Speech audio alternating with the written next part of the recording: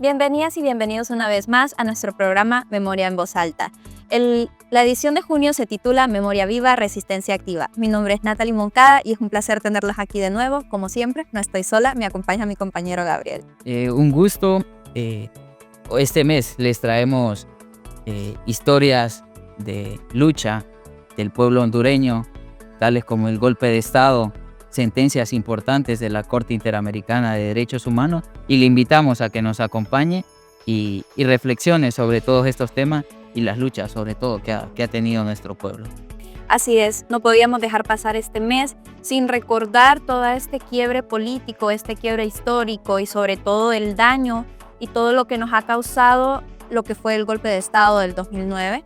Acompañado de esto, vamos a seguir recordando otros momentos históricos que han sido base no solo en la historia de Honduras, que son graves violaciones a los derechos humanos, sino que también son necesarios recordar para poder evaluarnos y seguir adelante.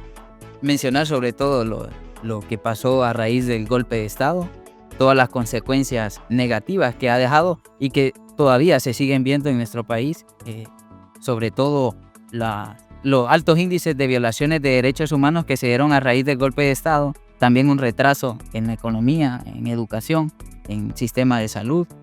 Mencionar esos puntos, sobre todo hacer énfasis en ellos.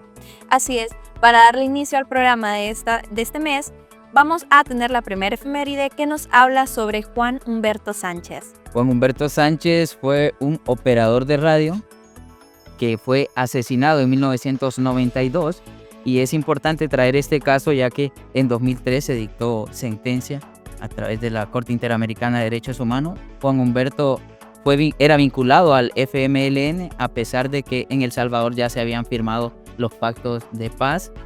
Sin embargo, el 11 de julio fue asesinado, fue hallado con signos de tortura. Y sin más que agregar, los vamos a dejar con la efeméride y luego regresamos.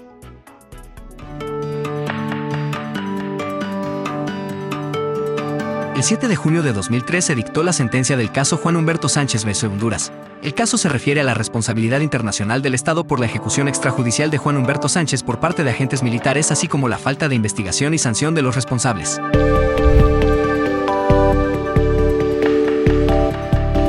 Sánchez fue detenido en 2 ocasiones por las Fuerzas Armadas hondureñas por su presunta vinculación con el FMLN, a pesar de que ya se habían firmado los acuerdos de paz en El Salvador.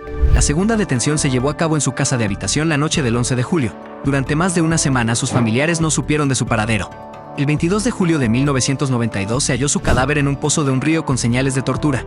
A pesar de haberse interpuesto una serie de recursos para investigar los hechos y sancionar a los responsables, estos no resultaron efectivos. El caso, pese a haber sucedido en 1992, guarda muchas similitudes con los que ocurrieron durante la década de los 80.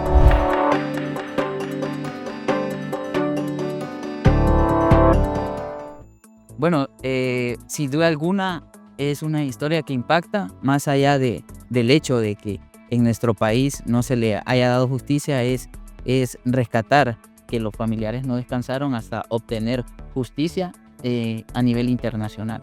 Así es, la Corte Interamericana de Derechos Humanos en 2003 condena al Estado de Honduras por violación a los derechos a la vida, libertad personal, integridad, debido proceso y protección judicial. Este es uno de los primeros casos que aborda el concepto de lo que es desaparición forzada en tiempos de lo que podríamos llamar democracia, ¿no? Actualmente, gracias a esta sentencia, Honduras es obligado a realizar actos de reparación simbólica, indemnizar a la familia, adoptar medidas para evitar la repetición de estos hechos. Aún así, la impunidad obviamente persiste, ¿no?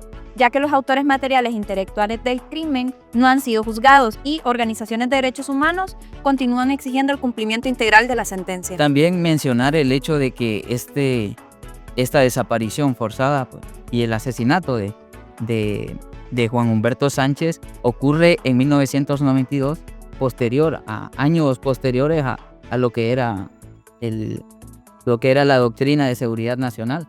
Sin embargo, guarda mucha similitud con todos estos casos que se dieron en la década de los 80. Bueno, sin más que agregar, vamos a pasar a la siguiente efeméride, que es el 11 de junio, que lo recordamos por la desaparición de los mártires Tomás Nativí y Fidel Martínez. Así es, durante la década de 1980, que era justo lo que rescatábamos, ¿no? Que a pesar de que ya había pasado esta época, existían todavía desapariciones forzadas y ahora volvemos. Entonces, en los 80, Honduras se convierte en lo que es un bastión estratégico de la policía exterior de los Estados Unidos en Centroamérica. Seguimos siempre teniendo esta injerencia extranjera y bajo la llamada doctrina de seguridad, que era lo que vos también mencionabas hace poco, que justo este escuadrón que es entrenado por la CIA, desaparecen a Tomás Nativí y a Fidel Martínez. Tomás Nativí era esposo de quien nosotros seguimos conociendo aún, a Berta Oliva, quien es la fundadora de COFADE, pero la efeméride nos va a decir un poco más sobre todo esto. Los dejamos con la efeméride.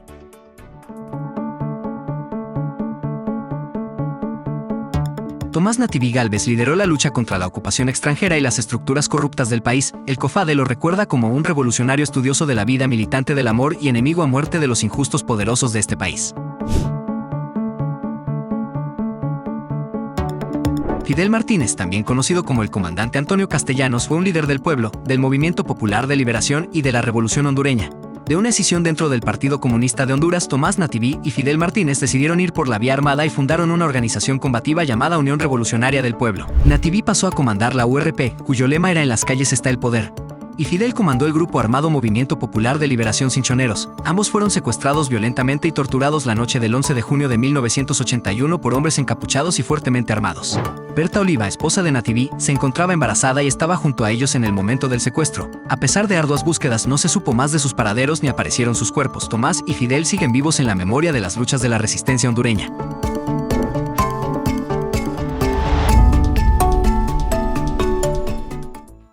Bueno, después de la efeméride, ¿verdad? Y su contenido, podemos rescatar de esto que Berta Oliva se convierte en una de las voces más importantes en lo que es la defensa de los derechos humanos en el país, bajo el liderazgo en el COFADE. Asimismo, están buscando la aprobación de lo que es la Ley de Justicia Transicional, ¿verdad? Que está basada en cómo debería de reaccionar el Estado, cómo deberíamos de reaccionar ante graves violaciones de derechos humanos. A raíz de todo esto, ella continúa todavía en su labor, ¿verdad? Y aún así, los casos de Tomás Nativí y Fidel Martínez continúan impunes y sin el esclarecimiento judicial, aunque sí han sido incluidos en informes como los de la Comisión de la Verdad y el informe de Honduras Nunca Más. No hay lo que se podría llamar avances sustantivos en los tribunales hondureños para responsabilizar a los autores materiales e intelectuales. Correcto. Justamente también mencionar el hecho de que Tomás Nativí y Fidel Martínez eran docentes. El hecho de que eran ellos quienes creaban conciencia en la juventud, que vivía esa etapa de la doctrina de seguridad nacional, o sea, fundamental el hecho de que podía nutrir de valores y de conciencia de lucha a los jóvenes de nuestro país. Así es. Bueno, continuamos con la siguiente efeméride, que es sobre Herminio Deras. Y es que el 12 de junio de 2023 lo recordamos por el reconocimiento público del Estado de Honduras ante el caso de Herminio Deras, un maestro que era dirigente del Partido Comunista de Honduras y sindicalista, que fue perseguido durante varios años y fue asesinado. Se supone que fue por el Escuadrón de la Muerte 316. Sin más que agregar, los dejamos con la efeméride de Herminio Deras.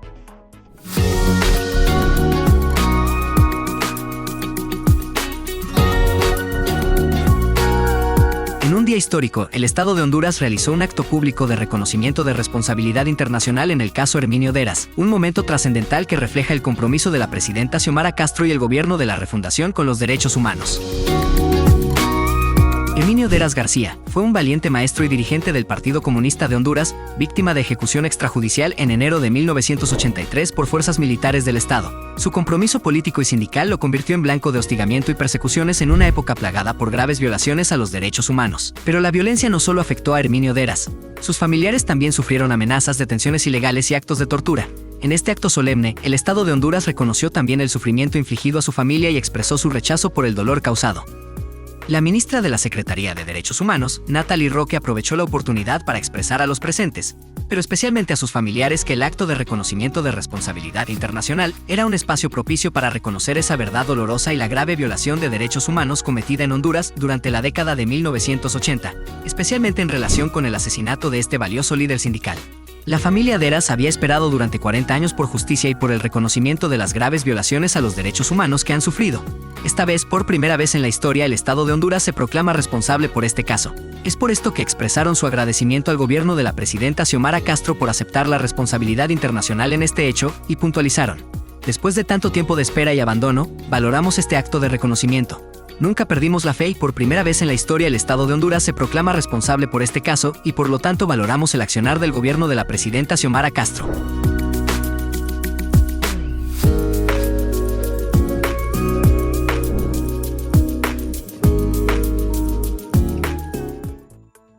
Bueno, volviendo de la efeméride, ¿verdad? Ya tenemos un poco más de contexto de lo que sucedió con Herminio Deras.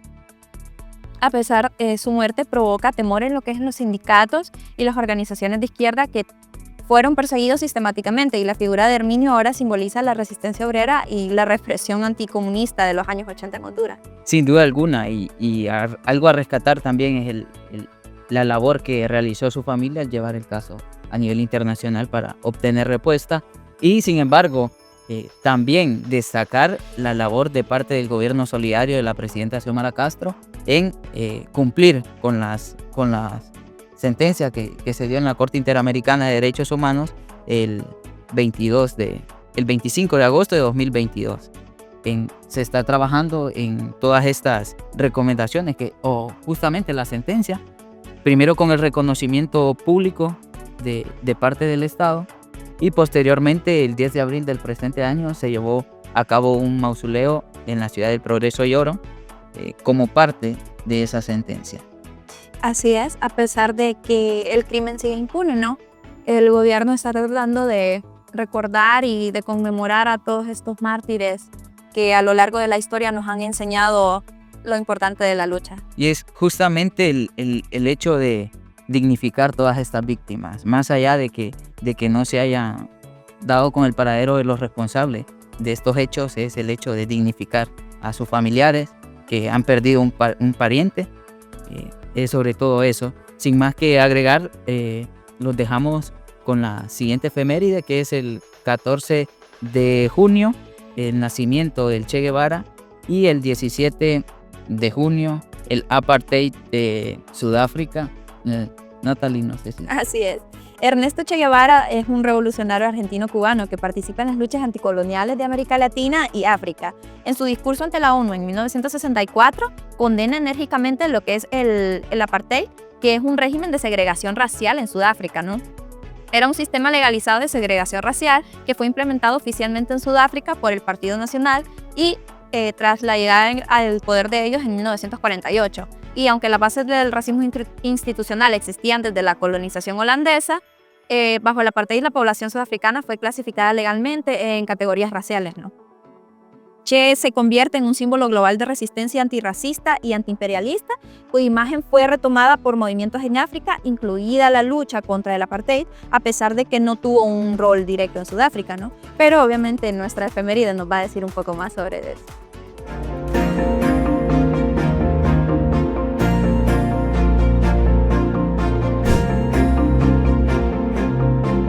Al igual que Bolívar, el Che Guevara luchó por la unidad latinoamericana.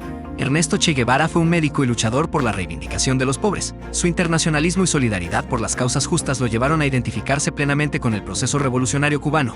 Por ello ingresó al movimiento guerrillero y junto con Fidel y Raúl Castro se enfrentó a la dictadura cubana. Al vencer participó en la organización del Estado cubano, promoviendo importantes reformas políticas y sociales. Años después combatió en la clandestinidad de las montañas bolivianas, donde fue capturado, torturado y ejecutado. Sus restos descansan en Santa Clara, Cuba. El Che es un símbolo de la lucha revolucionaria armada guerrillera contra el imperialismo. Su humanismo e internacionalismo se convirtió en su legado político, influyendo a miles de personas.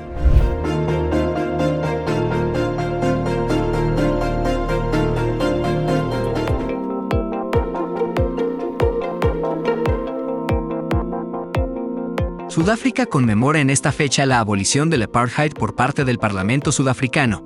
El Partido Nacional, que llegó al poder en Sudáfrica en 1948, legalizó el apartheid como una política de Estado y promovió la supremacía blanca. Los gobiernos sucesivos reforzaron el legado de la opresión racista contra la población que no fuera blanca, las personas negras, las de origen asiático y las mestizas, que constituía más del 80% de la población. Antes de llegar a ser presidente, Nelson Mandela pasó 27 años en prisión.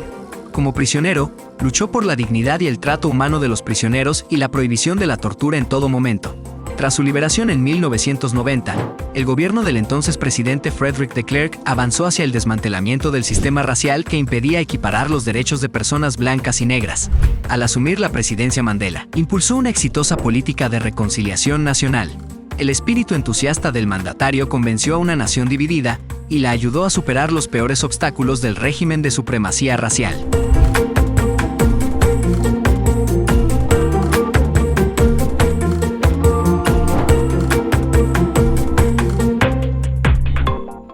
Sin duda alguna, interesante, sobre todo lo de Ernesto Che Guevara, que no ha sido un líder guerrillero solamente a nivel de Latinoamérica, sino a nivel mundial. Mencionar también que el Che Guevara participó activamente en lo que fue Movimiento 26 de Julio, que derrocó la dictadura de Fulgencio Batista en Cuba. Posteriormente se involucra en diversas luchas a nivel latinoamericano y a nivel mundial, como ya lo veíamos, que se involucró en el apartheid de Sudáfrica. También resaltar el hecho de haberse ido para Bolivia a crear un movimiento guerrillero para combatir lo que ya se sucedía en ese país. Posteriormente fue abatido. Sin duda alguna es una figura importante a nivel latinoamericano, si no es de las más importantes en el siglo XX. Así es, no podemos olvidar tampoco su crítica profunda al sistema capitalista, la lucha constante contra todas las formas de opresión, y al final pues su figura sigue encarnando el valor de actuar frente a la injusticia, aunque esto acabe... Y resaltar también el hecho de que pasan los años y su figura no pierde importancia en las luchas sociales a nivel latinoamericano. Y bueno, continuamos con la siguiente efeméride que trata sobre las víctimas de tortura en Honduras. Bueno, el 26 de junio se celebra el Día Mundial contra la Tortura, una fecha que se creó para todas aquellas víctimas a nivel mundial que han sufrido tortura. Más allá de eso, es el hecho de acompañar, acompañar y que no se... y combatir este tipo de prácticas que se utilizaban y se siguen utilizando hasta hoy día. Sin más que agregar, los vamos a dejar con la efeméride y luego regresamos.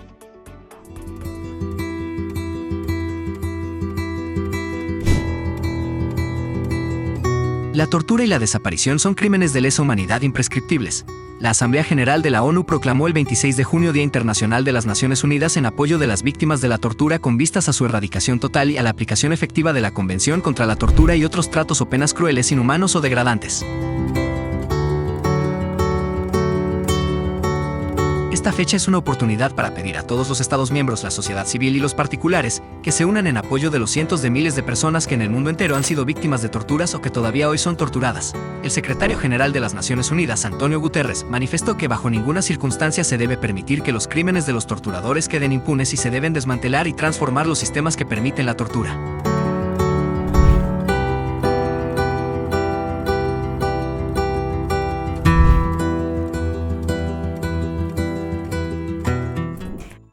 Regresamos y como podemos ver, a pesar de la naturaleza grotesca de todo este tipo de prácticas, la práctica de la tortura aún no desaparece en su totalidad.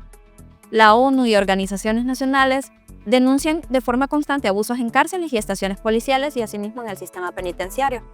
Sin duda alguna, este día se celebra para concientizar a toda la ciudadanía, a no realizar este tipo de prácticas. Sin embargo, a pesar de que no se ha erradicado totalmente, se trabaja en ello y se busca mejorar en los índices de personas torturadas. Más allá del reconocer todos estos hechos, es el hecho de acompañar no solo a las víctimas, sino también a los familiares de estas personas que sufren tortura, generalmente prácticas utilizadas para obtener algún tipo de información y que se menciona que los lugares en los que más se da este tipo de hechos son en centros penitenciarios y bueno, así es. Y rescatando un poco de lo que me decía, más que celebrar realmente es conmemorar y recordar, ¿verdad?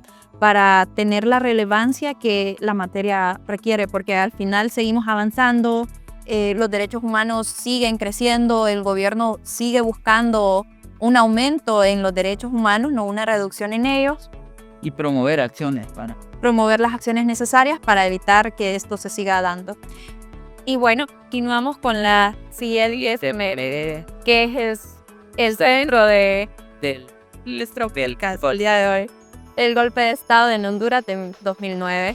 El 28 de junio de 2009, las Fuerzas Armadas se confabulan con el Congreso Nacional y la Corte Suprema de Justicia y ejecutan el golpe de Estado contra el presidente Manuel Zelaya. Sin más que agregar, los dejamos con la efeméride del golpe de Estado del 28 de junio. Manuel Zelaya fue detenido. Esta es la parte de atrás de la casa del presidente Manuel Zelaya. Soy el presidente de los hondureños. Solo el pueblo me puede quitar, poner. El 28 de junio de 2009, una funesta noticia sorprendió al continente americano. Se producía un golpe de Estado en Honduras.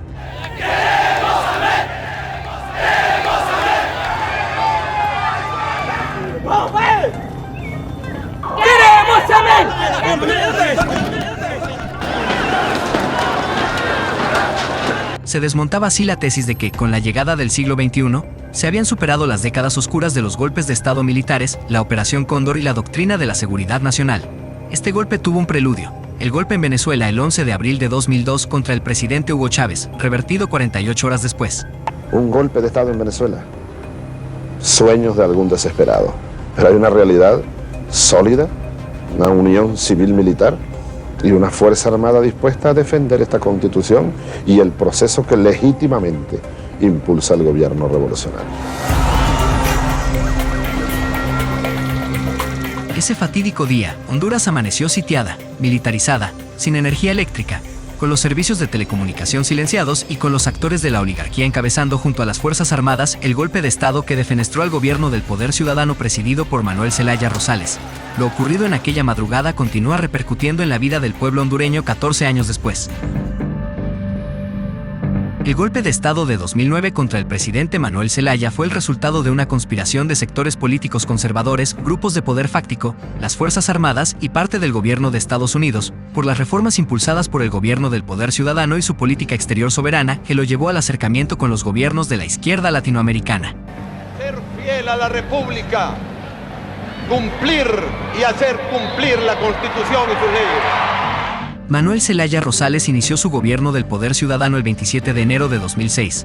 Con él se promulgaron leyes como la participación ciudadana, la Ley de Transparencia y Acceso a la Información, se promovió la licitación internacional de combustibles y se protegió a las empresas estatales debilitadas por las políticas neoliberales. También aumentó de forma significativa el salario mínimo, protegió la producción nacional y desarrolló una política exterior multipolar y soberana con un especial enfoque en América Latina que le llevó a ser parte de los países no alineados, los proyectos de Petrocaribe, a la adhesión del proyecto Alba Petróleo. Uno de los hitos de ese nuevo dimensionamiento de las relaciones internacionales se produjo a principios de junio del 2009, en la Asamblea de la OEA, de la cual Honduras era anfitrión, con el logro del levantamiento de la expulsión de Cuba de este organismo, impuesta desde 1962.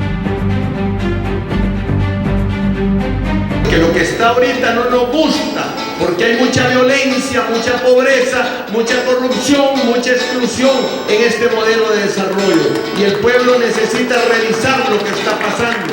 Una nueva constitución para el país, una nueva expresión de voluntad para el país. En 2009, el presidente Manuel Zelaya Rosales propuso la consulta popular soberana para el 28 de junio sobre si deseaba en el futuro convocar a una Asamblea Nacional Constituyente, la cual inicialmente fue una propuesta hecha desde el movimiento de los pueblos indígenas. Esta consulta y la supuesta intencionalidad del presidente de impulsar por esa vía su reelección fueron usadas como excusa para perpetrar el fatídico golpe. Ante lo sucedido aquel 28 de junio de 2009, la reacción de la comunidad internacional no se hizo esperar. Se condenó enérgicamente el golpe de Estado en contra del gobierno constitucional de Honduras. Se condenó la detención arbitraria y expulsión del país del expresidente Zelaya. lo que produjo la alteración inconstitucional del orden democrático. El país fue incluso suspendido de organismos internacionales como la OEA. Por decisión de 33 Estados miembros, se suspende a Honduras del ejercicio de su derecho de participación en la Organización de Estados Americanos. El golpe de Estado del 28 de junio del 2009 trajo consigo graves consecuencias para el país, como la profundización del modelo neoliberal y el sacrificio de diversas conquistas sociales de las mujeres y los pueblos indígenas. La resistencia popular respondió con una lucha constante en las calles durante 12 años. Lo ocurrido en Honduras después del golpe de Estado no fue solamente una crisis política, producto del derrocamiento de un presidente elegido democráticamente. El golpe de Estado tuvo como consecuencia directa violaciones a los derechos humanos de miles de personas, por el simple hecho de pensar distinto, por oponerse, por informar sobre las arbitrariedades cometidas por autoridades del régimen golpista. Todos los acontecimientos suscitados después del golpe de Estado fueron claves para la instalación de una narcodictadura, que llevaría a Honduras a sumergirse no solo en una crisis económica y política, sino social, cultural e internacional también. Los actores que intervinieron en el golpe de Estado de 2009 unieron esfuerzos que culminaron en la captura criminal del Estado, donde los límites entre capitales privados, Estado, fuerzas de seguridad pública y crimen organizado transnacional fueron borrosos. La narcodictadura, producto de esta articulación del crimen organizado con sectores privados y miembros de la clase política conservadora, consolidó su poder sobre tres bases. 1. El control de los poderes del Estado y su utilización para impulsar y encubrir actos de corrupción. 2. La conexión de la institucionalidad con redes del narcotráfico transnacional. 3. Una represión permanente y sumamente violenta contra dirigentes y militantes de los movimientos sociales y la resistencia. Tras el golpe se comenzó a configurar una suerte de Estado fallido que impulsó una política represiva y organizó elecciones fraudulentas a lo largo de la siguiente década. Es así como se estableció la narcodictadura, con la presidencia del Partido Nacional y el reparto del Estado entre los grupos fácticos y actores criminales. El golpe de Estado desató una crisis social, política y económica con un impacto internacional sin precedentes. El mismo día del golpe, diversos líderes sociales provenientes de la Coordinadora Nacional de Resistencia Popular, CNRP, y del Partido Liberal se reunieron para formar el Frente Nacional de Resistencia Popular, FNRP, que se convirtió en la principal instancia para articular las luchas por restaurar la legalidad. Bueno, regresamos después de ver la efeméride del 28 de junio, el golpe de Estado que sufrió toda la población hondureña. Justamente después de esto, el presidente Zelaya fue mandado al exilio por alrededor de 2 años. El golpe fue algo que vino a detonar una serie de problemas a nivel de país. Así es, el golpe genera una crisis política y una crisis de derechos humanos.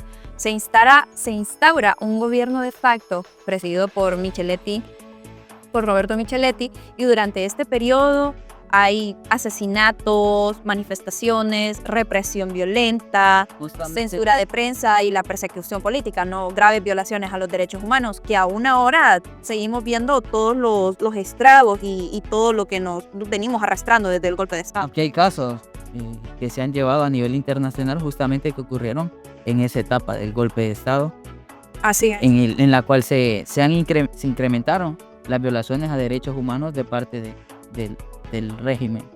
Y justo de estos casos que hablamos que se dan dentro del seno del golpe de Estado, tenemos el caso de Vicky Hernández, quien fue una mujer trans, ¿verdad?, activista de la comunidad, que es asesinada durante un toque de queda tras el golpe. Y el caso de ella sí llega a la Corte Interamericana de Derechos Humanos y la Corte Interamericana sentencia al Estado de Honduras. Pero bueno, esto lo vamos a ver un poco más dentro de la efeméride.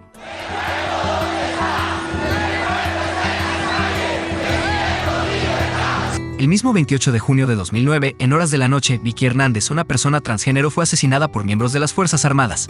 En 2021, la Corte Interamericana de Derechos Humanos, CIDH, reconoció al Estado Honduras como responsable de este crimen. ¡Es el pueblo!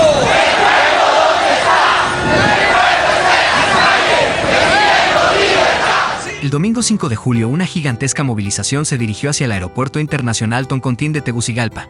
Ese día se esperaba que el avión del presidente expulsado, José Manuel Zelaya, aterrizara en suelo hondureño.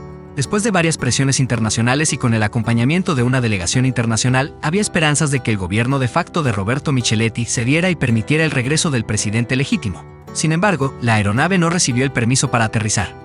Un gran contingente de militares fue apostado en los alrededores de la pista. Mientras la población clamaba por el regreso de Zelaya, inició una represión sangrienta. Durante más de 10 minutos los militares dispararon ráfagas contra los manifestantes que se guarecieron como pudieron en negocios locales y muros perimetrales de la zona. Varios recibieron heridas de arma de fuego.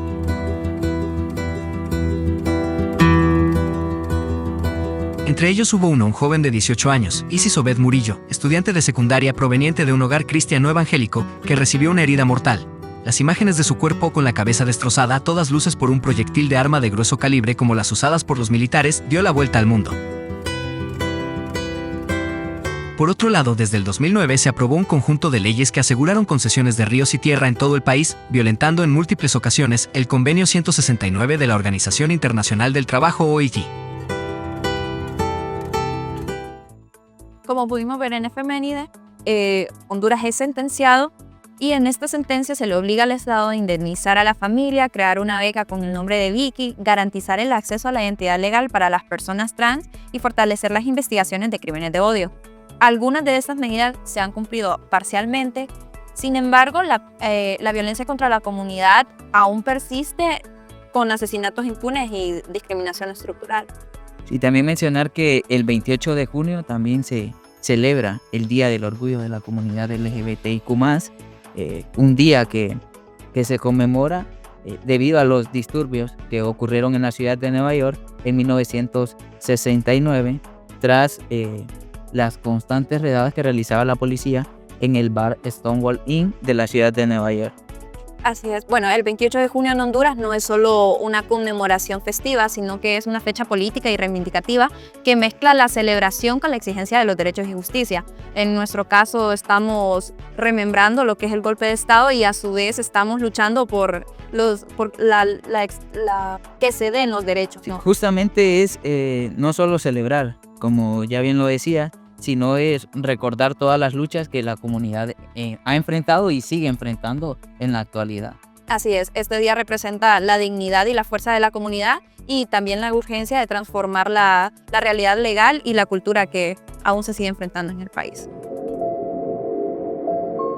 Dedicamos este espacio para recordar a las personas detenidas y desaparecidas en junio durante la década de los 80s y los 90s en un contexto de graves violaciones de derechos humanos. Cada nombre que aparece en esta lista simboliza una lucha por la verdad y la justicia, un legado de resistencia que no debemos olvidar. Hoy, cada nombre en esta lista nos recuerda el sacrificio de quienes lucharon por la libertad y la justicia. Estas vidas, truncadas por la represión, representan el dolor de tantas familias que aún buscan respuesta.